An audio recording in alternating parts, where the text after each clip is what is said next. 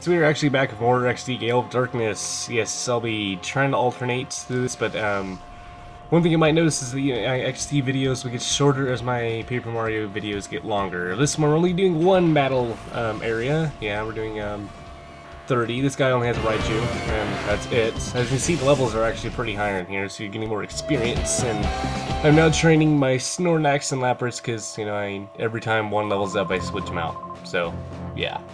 That's what I do to keep my team balanced. If I'm not doing boss fights, I'm switching my team out, you know. It's like, you leveled up, okay, back on the line. It's sort of like, you know, when they're rolling big things over logs, I take the front log from the back one, so it's sort of like a makeshift conveyor belt or something like that, yeah. Anyway, this has a Goldie and a Togepi. It's not a he. It's a robot. There's no way someone can stand here on top of an active volcano, you know, on a floating platform, and throw out 2 Pokemon, and then collapses, and then stands right back up for the next person. In no way a human will want themselves to be named Fallout. Floop. Yeah. Quain. That's half a real name. And actually, I'm putting K in front of things, you know, like Kyler is of Tyler, but no, Quain, no. He has a Fampy coughing and a Lappy. That's all, you know, close enough to be, but not quite. Yeah. And I had a 21 minute long Paper Mario video to commentate after this, but it's, I'm gonna call it that after this. It's 11:07. And I am an early riser. Yeah. Besides, there's one of the movies. Yeah. The system of like guys been to being this mean like 8 girls. Yeah. Honestly, that sounds a little more gay than we think about it.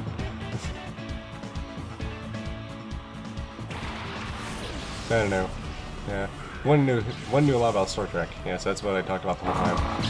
Yeah. Green Hornet was pretty good too. It was a fun movie. Yeah.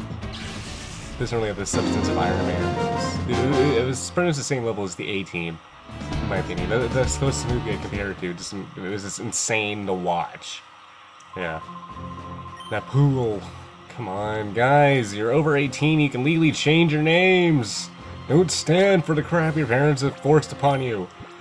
Yeah, and switch my team around right there, because Lapras and Snorlax both level up to Butterfree is ready to be purified. We'll purify Butterfree later. Okay, 25, yay! We're a fourth of the way through. Man, this is actually going by pretty fast.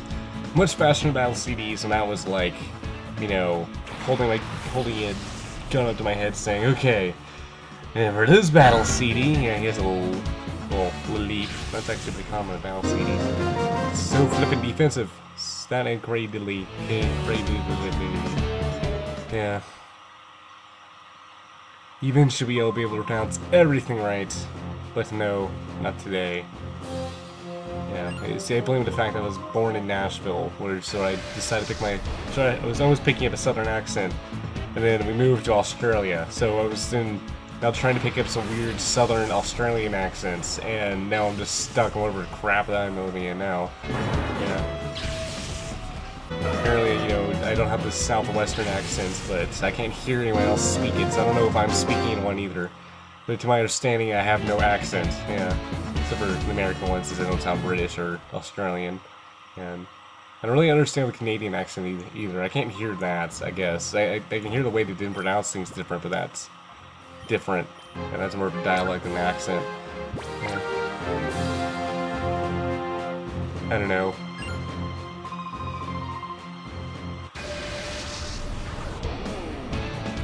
Yeah, at least I can understand what Australians say. That I find a good plus there. You see everyone else like, what? Like, yeah. He basically calls me an idiot. Twice. I don't know. I just want to put myself in that situation, you know. Talking with Australian with my friends, like, oh, what the hell are you just saying? You know, I just have to translate between two, and me and the Australian making fun of him. He's some slow-speaking American. Yeah, of course, I would be one too, but I can speak pretty fast. I don't know, maybe I'll drag out my southern Australian accents if I start talking Australian. Yeah. This reminds me of weirdest, probably most unique person I ever met was one of my friends, Australians. His dad was from Germany, his mom was from China, and, you know, they lived in Australia. So meaning he was trilingual, he knew German, Chinese, and Australian, well, no duh, and, you know, he looks Asian, but he had, you know, eyes of German, yeah. And he spoke an Australian accent, too, yeah. My dad was a pretty cool guy, too. Yeah. Yeah, he was like, you know, like, I worked these hours back in Germany, we've all been fired a long time ago. Which, yeah, the Australians are pretty, very, very laid back. It's pretty much like they have to take one day off every month. Yeah, like we have Martin Luther King Day coming up. No, they have something like that every month, where they always have that 3-day weekend. Yeah, pretty much so. Yeah, that's maybe not every month, but they have an excuse to take a day off. I remember watching the news, they'll always have this like makeshift parade with a song playing, "Thank God it's Friday," you know, every Friday. So it's CVO's down and Quagsire, yeah. That's my experiences living on the other side of the planet. So now, anyone ever complains about their 6-hour flight to Florida, I can always say, I made 2 22-hour flights. I don't want to hear it. As seriously, you got on there, you had breakfast, you had lunch, you went to sleep, had dinner, went to sleep, woke up, had breakfast, landed, and tried to get over that jet lag. That was like, I slept for 2 weeks straight. Yeah. Yeah, that was, yeah, those flights were horrible, too. The service sucked, yeah. I don't remember what airplane was either, but it was just horrible. Yeah, I had this whole story about the flight back, and it would take a whole video just to talk about it.